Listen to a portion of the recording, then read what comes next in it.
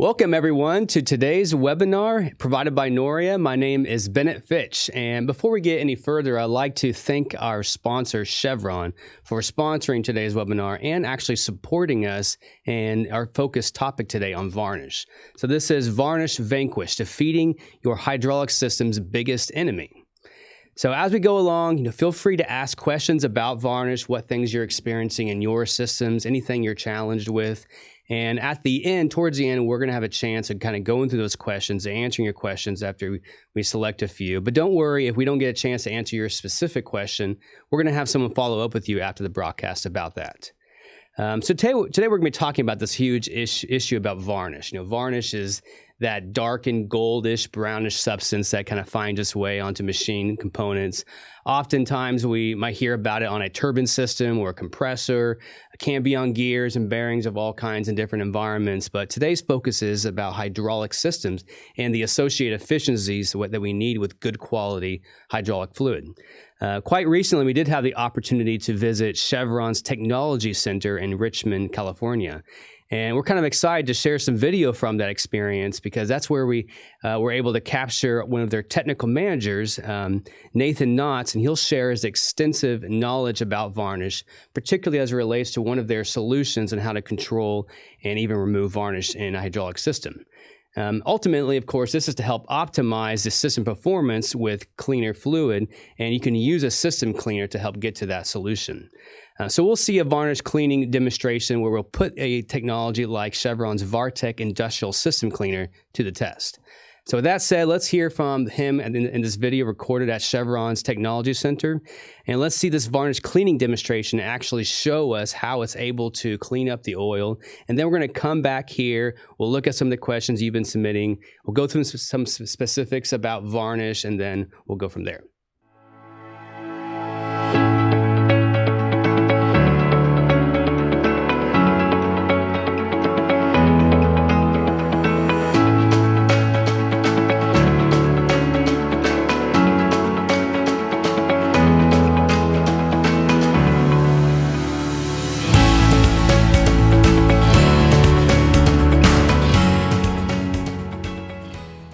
I'm Nathan Knotts. I'm here at the Chevron Lubricants Richmond Technology Center. I'm the current portfolio architect for industrial oils, greases, and natural gas engine oils. I've been with Chevron for about 15 years, and I'm here today to kind of talk about something that's been in the industry for a long time and is continually being a concern, which is varnish. At the basic level of it, it is an insoluble deposit that forms on the surfaces within equipment. Varnish comes in many different forms, comes in different colors, and it has a huge impact on our industry, costing thousands to millions of dollars to your operations. We want to be able to come in here and show you a little bit about the research that we are doing. Over here, I have a few parts and components that I want to show you that have actual varnish on them. Varnish is this insoluble material that slowly will deposit out onto materials. This happens to be a thermostat valve. And here we can already see that there is this type of varnish. This is a brown varnish that has deposited out.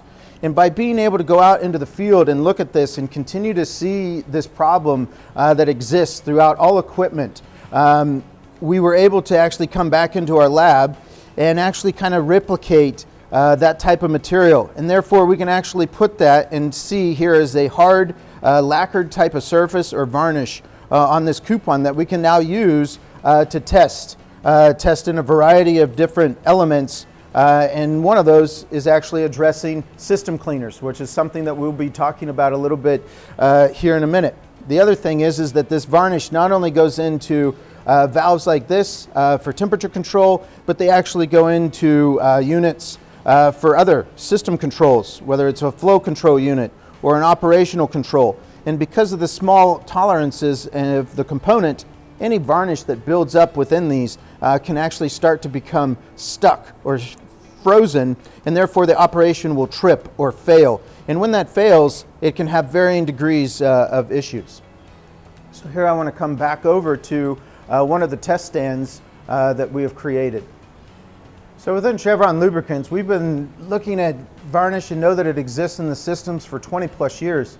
But it's been over the last 7 years that we've really been starting to focus on, how much does this form? how can we address this, looking at it from a formulation standpoint in our finished products, but also, is there ways to do it to where we can actually come back into it and have our own system cleaner? There's been lots of cleaners out there on the market, but there's an unknown element to it. And so Chevron took it and said, we have to do some research here. And even though this setup looks very simple or basic in its elements, it actually comes down to kind of the 4 principles that we look at when we're screening system cleaners, or how varnish forms in the system, which is around flow, temperature, chemistry, and duration. And that's something that we can duplicate here in just this basic beaker test with the circulation of the oil. We can look at different chemistries, we can look at the different products, and we can obviously look at the different coupon with the varnish on it. So all of those elements can come together. And this allows us to do a very optimal way to screen products and look at their efficiency. And then actually we'll talk a little bit more about the next level up from this that we've been able to do, which is then actually looking in kind of live systems or even just bench scale live systems. So here within this test that we're doing, we're going to go ahead and set up a demonstration for you guys. It does take our synthetic varnish that we have on that coupon, as you can see, to do this. And this is just one of the things. And so as we put this in here, we have 2 hydraulic fluids and then different cleaners. And they're at the same treat rate, same temperatures, and rotational speed of the stir bar. And so therefore they're under the same conditions, and we can look at the effectiveness now of how well in the 2-hour period that we run this test of how much varnish is actually then removed from these coupons.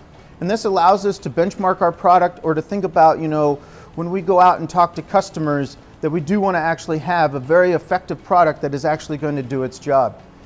We think about this in one way, to just even having that element, but there's so many other elements to the development of a system cleaner that you have to think about, that we have to overcome, which is either from a safety issue or from a compatibility issue.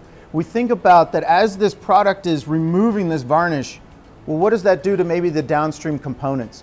So one of the things that the VARTECH ISC actually does is how it goes against the varnish and actually slowly brings it into the fluid.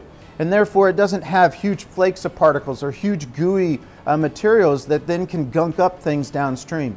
So we do think about this, because as a system is being cleaned, you don't want to have to shut down your system or equipment to deal with filter plugging or to do other things. And so that is something that as we develop this, that we continue to look at and study, how does that work? And as we got to a point where we actually wanted to take it out and test it in no harm testing, that was something that we looked about, because we know that there is these multiple cleaners that are out there, and sometimes an incompatibility can actually happen.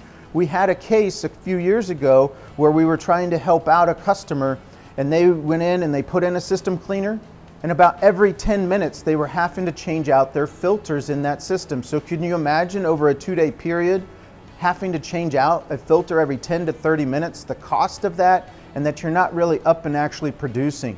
The benefits here is that when you look and screen cleaners and know to challenge your salespeople that are trying to tell you about a product, is to think about those things and know, and that our product you can actually still be producing, so you're not really creating extra downtime by using a cleaner.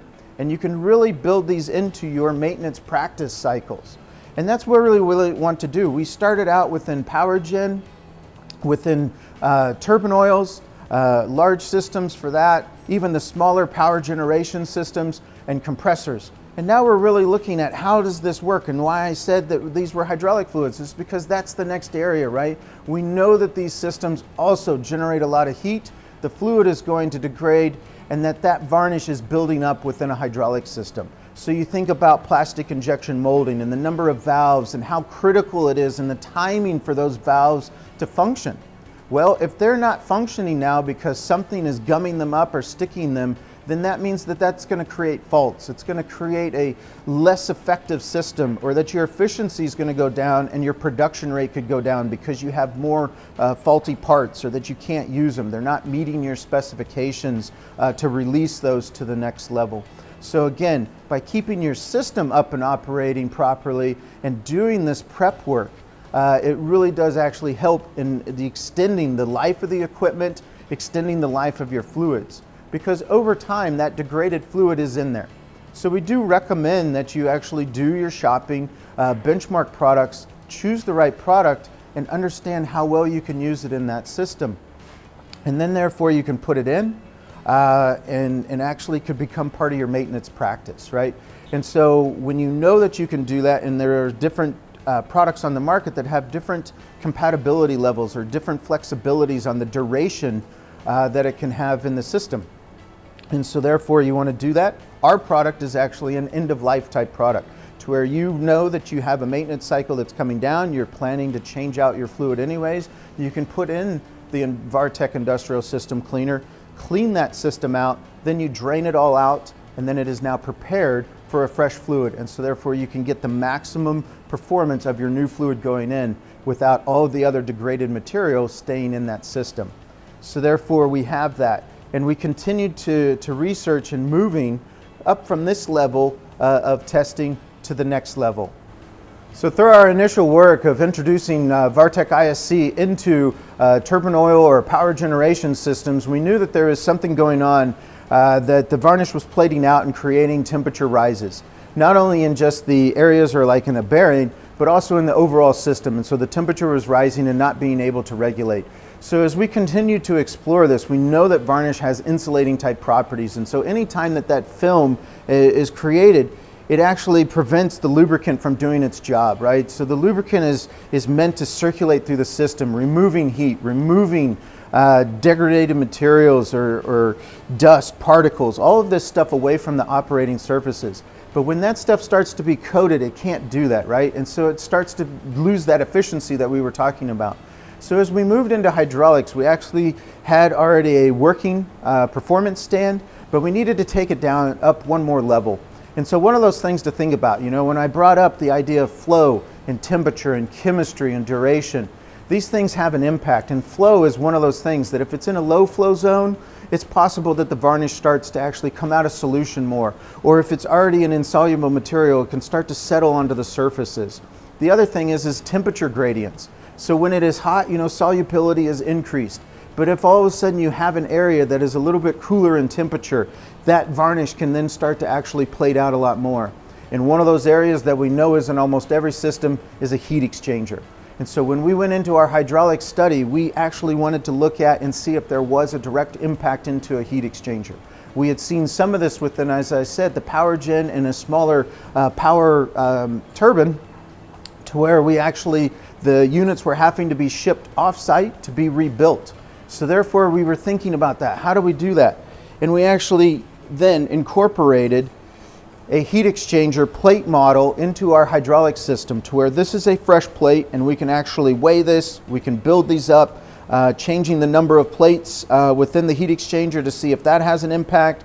There's also the ability of the flow rate that comes over all of the different formations of the plates. And what we actually did find is that we do actually are able to screen not only just different products and formulations of hydraulic fluids and the impact of how long does it take for them to start to degrade and start to form varnish. We can look at that. Now this actually can help us to formulate better products into the future, or how can we address this product from a formulation standpoint. But then as we talk about the VARTECH ISC, we now have a platform that is duplicating systems that are already in operation. This is a fully operating hydraulic fluid with a pump. It increases the pressure. We can change the flow rates over these. We can change the temperatures. We can do all those things that I was talking about, but now it's in a live enclosed system. And we can look at how the varnish is forming, how long does it take to form, when is there breaking points within the fluid, but then we can also come in and test VARTECH ISC to how can we remove it. And that actually kind of help us to screen products and to actually be back to presenting information to our customers or end users that then is like, hey, you know, you might have an impact. You might be seeing rising temperatures within your systems. It is possible that you've lost efficiency within your heat exchanger, which is degrading your fluid faster. And when we come in and actually clean up the system by removing that insulating layer, we now gain back control into the system, and therefore we can actually prevent the accelerated degradation of your product. So this is actually really helping us, and this is a new avenue that we are continuing to explore. It allows us to really redevelop or think about how we develop products into the future. So within Chevron, this is what we like to do here at the Technology Center. We love to ask questions to ourselves and solve problems that are directly related to what the industry is needing. And not only just being able to answer them, but dive deep enough into it so that we have an understanding to be able to change something for the future. And that allows us to then be able to make demonstrations and take what we learn here and apply it into the field. And this is so important to know the relationship between the work that we develop in the lab and what it means to be out in the field and working with key end users to solve problems and address their issues so that they can continue to do what they need to do in their life. It's been about 2 hours and we want to check on how well the different cleaners are doing. This is about the typical end of this test where we have set the bar to know that a fluid is pretty effective or the cleaner is effective within this range. So Jason, if you want to go ahead and lift up the VARTECH ISC sample. And here you can see the varnish that was outside is still present, but you can see the removal of all of the varnish from that coupon. And you can also see that there's not large particles or anything gooey floating around in the fluid. So again, we can see how well the VARTECH ISC has gone after that varnish on the surface and pulled it in and dispersed it within the fluid. So we'll go ahead and put that one back, and now we will check the other system cleaner. And so now we'll have Jason go ahead and pull out the other cleaner's coupon as well. Been under the same conditions, same duration, and you can see all here that again, this system cleaner has not effectively removed that varnish within this time period. You know, due to the differences in the chemistries between the two or how the formulations were developed, you can see that they are not doing the same application, right? You can see here, this is why we like to do this type of work and to show and demonstrate the effectiveness that you can see in different cleaners. So I want to thank Jason today for helping me out in this demonstration that's very critical to the way that we develop products. I want to go ahead and say thank you for having me on today, and I'm going to send it back to you guys at Noria.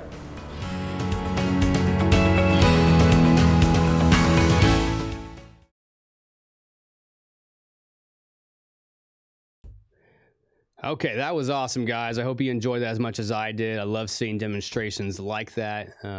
And he did a pretty good job explaining a lot of the aspects about varnish, the challenges that their customers had, you know, similar to the things that we experience when we're talking to those in our trainings, which we talk a lot about varnish in our machinery lubrication training, our oil analysis training. You know, oil analysis is a big part of how to help control and monitor for the effects of varnish on the oil. We call that varnish potential, what is in the oil itself that could lead to varnish. But of course, the problem itself is what happens to the machine, leading to efficiency losses on the hydraulic systems. So I feel the best way we can do this is to frame our discussion around the questions you're submitting. You guys have submitted a lot of really great questions. I'll try to answer them to my best of my ability. If I'll even try to continue to talk to you about it afterwards so we can go in more detail. One of the main questions here was, what hydraulic system conditions may lead to varnish buildup? And the second question after that was, is the system size itself a major contributor? So the first part there about, you know, what conditions might lead to a hydraulic system to cause varnish to build up. It could be several factors. You know, one significant factor is simply the oil's operating temperature. We talk a lot about that in our training, that when you have a hot surface, and it could be just a small area of a machine, it can lead to oil degradation products, where we even see oxides and carbon insolubles form in the oil that's floating around the oil, and they kind of mitigate the formation of varnish on the machine surfaces themselves. So oil temperature, hot oil operating temperature is a big factor there. Contaminants that are in the oil from new oil being brought in, or just because of lack of overall contamination control, is also a concern. That includes dirt, that includes moisture. All of that can accelerate the oxidation of the hydraulic fluid. And once the oil has a chance to create or be exposed to those things that lead to oxidation, then the varnish precursors start to build up that lead to varnish on the surfaces. So oxidation resulting in the formation of sludge and varnish is what we're talking about here. And any presence of abrasive particles can contribute as well to mechanical wear, so that kind of exacerbates the issues associated to varnish. Another thought is with incompatible fluids. So if you happen to intentionally change to a different oil that might have the previous oil in there, and that mixes, but we weren't quite sure prior to that what the risks were related to incompatibility. If there is an incompatibility, that can pose a concern related to varnish. These different fluids with slightly different chemistries, different types, different additive packages, they can start to kind of react with each other. And this is something that may not lead to a big failure right there and then, but it builds up slowly over time to the likelihood of varnish forming in the system. And that's why it's oftentimes hard to tell exactly what caused the varnish, because it could be a root cause that happened, months or even years prior, but it was an influencer in the eventual varnish. Yes, the system size itself can be a factor, but not necessarily because it in itself, the size of the system leads to varnish, but all the things that are associated to a larger system that could contribute to varnish formation. One of those is the increased operational demands. Think about a larger hydraulic system, or same thing's true with a turbine system or large compressors that often are challenged with varnish. Those larger hydraulic systems typically handle heavier loads and higher operating demands, and all that increases the stress on the fluid and increases the stress on the interacting surfaces, which can influence the elevated temperatures that we mentioned. There's more opportunities for contaminants to get in and contaminants to kind of accumulate, agglomerate in certain areas, and all that even accelerates degradation of the oil over time. But everything here is all focused around proactive maintenance. Proactive maintenance, regardless of its size, a small system or a larger system, proactive maintenance is the focus on what leads to failure, not the monitoring of the failure itself. Varnish included. Varnish is a failure in progress, both of the fluid and of the machine. But if you focus on things like the contaminants getting in, or the temperatures associated, or the monitoring of the operational loads, and having good diligent oil analysis and filtration practices can all lead to helping avoid the risks associated to varnish. So let's see about a next question that's came in here. Is there any way to prevent varnish formation? Okay, well, of course, that's kind of the central theme here. How can we prevent varnish? Varnish formation involves a lot of more the proactive maintenance aspects we talked about here. So I just kind of answered the question a little bit just at the very end there of the last question. Things like oil analysis, filtration, contamination control, temperature monitoring, having good high quality hydraulic fluid, proper cleaning, proper flushing techniques, all of those can influence proactively in preventing the varnish formation. Oil analysis, you look for indicators of varnish potential. Even things like the varnish or the viscosity increase can tell you that there's a potential risk of varnish. Or there's different tests that are focused on looking at those varnish potential insolubles in the oil building up, looking at them on a patch, like MPC is membrane patch colorimetry that can kind of test for this. And there's many others as well. But having good, diligent practices with filtration, regularly servicing your oil filters to make sure they're being changed out at the right time, helping remove all those contaminants, because it's not just about having an awareness of what's happening throughout the oil, but if your filters are not being changed out on time, that can actually contribute to issues during that period of time where the filters are kind of built up with contaminants. Controlling temperatures, those are all key factors when preventing varnish. If you have good temperature sensors on the machine to tell you where there might be hot zones, particularly if it's elevated from a previous temperature monitoring. So over time, you want to check these key areas, especially any frictional zones. We call those tribological zones where the oil is put to the test and the temperatures could be elevated as such. And if those temperatures elevate, well, what happens to the oil? The oil itself could start to thin a little bit, so the viscosity goes down, which could make the issue even worse because now you're dealing with smaller film thicknesses. And that leads to even potential risk with temperatures increasing further, and that can, of course, lead to varnish.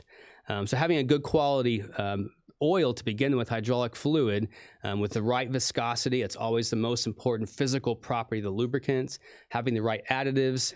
If it's towards the end of the life of the fluid and you're going to be changing it out, you can kind of buy yourself some time or prepare the oil by cleaning up the system of any varnish that's within already before you change it out to the next oil. And there's all other considerations, like I've mentioned, with having the right additives in there, making sure that you're cleaning it the right way, the good flushing practices, or even things like proper education, making sure that everyone who's involved in the operations and maintenance of the hydraulic systems is aware of what could lead to the varnish in the system, the everyday activities, even just inspecting a cyclass. If you start suddenly seeing the oil darken quickly over time, or here I have a bottom sediment water bowl, and this is going to track for things like bottom sediment and water, but if the oil itself starts darkening in a way that's unusual, then that can tell us that, hey, there could be something going on in another area of the machine, and that is possibly associated to varnish. So having good monitoring techniques or other sensors, like the temperature sensors I mentioned, are all ways to be more proactive in avoiding the risk of varnish. Okay, so let's see what the next question is here. What is the leading indicator of varnish in mobile equipment hydraulic systems? Well, I mentioned one already, and that's looking at the viscosity changes itself. An increase in oil viscosity can be an indicator. This is because that as varnish happens, the formation of varnish, or the varnish potential of the oil, is as a result of the oxides and carbon insolubles forming in a larger volume, larger size. So these adherent oxide and carbonaceous materials find themselves onto machine surfaces, and through various cooling cycles or different temperature changes in the system, that's what leads to that deposit of varnish on the machine. So varnish can form directly or through a sequence of intermediate steps as the oil starts to degrade, including oxidation or thermal degradation, but it often starts with a sludgy material that might start to form in certain areas of the machine. So if you see that sludge form up, including even on a bottom sediment water bowl or through internal inspections, and that can be your clue that, hey, if you allow varnish to continue or the sludge to form, it will lead to varnish, and it can settle in critical areas of the machine, such as in the valves themselves, making it hard to operate that, leading to poor efficiencies on the machine, or blocking the fluid passageways. Maybe not fully blocking it, but slowing its restriction, and that all leads to a change in the efficiencies of the machine. So you want to monitor viscosity and other aspects of oil analysis, including contamination levels, all the different elementals as well. And that can help you kind of make sure that you have proper efficiency on the machine. Next question. Okay, so does varnish presence depend on the hydraulic fluid quality? For example, is there any evidence that an ashless hydraulic fluid offers better varnish resistance than a zinc anti-wear fluid, for example? That's a good question. It's kind of a tough one to answer because you can kind of approach it from two different directions or more. As always, the choice of the hydraulic fluid for a hydraulic system is very important in preventing varnish formation. And ashless hydraulic fluids, known for their high quality base oils and the absence of those zinc metallic additives, can have and generally have a more of a resistance against varnish formation. So that is definitely the case compared to zinc-based anti-wear fluids. And ashless oils do contribute to a cleaner oil as a whole and overall longer system life when monitored correctly. Now, the reason we have those additives is because of needs for anti-oxidation or anti-wear protection and a few other functions. So as long as the other additives are kind of taking the place in overall monitoring of the fluid's performance properties with oil analysis and cleanliness with contamination control are in check, then an ashless fluid like that will perform quite well and help even protect against varnish overall. Okay, here's one more question. Maybe this will be our last question before we wrap it up here. What are some critical mistakes that could compromise our hydraulic fluid's health? Okay, this really does have, again, a continuous theme here about having proactive maintenance. The beginning of this whole webinar, Varnish Vanquished, and thinking about what are the biggest challenges or the biggest threats to a hydraulic system. Sure, it's varnish is definitely on that list, but it's also more about what led to varnish to begin with. Varnish doesn't just show up suddenly. It has these precursors. There's things that are the root causes. That's what proactive maintenance is about, root causes of these failure modes. So there are several common mistakes associated to that can compromise hydraulic fluid health that could lead to the varnish formation later on.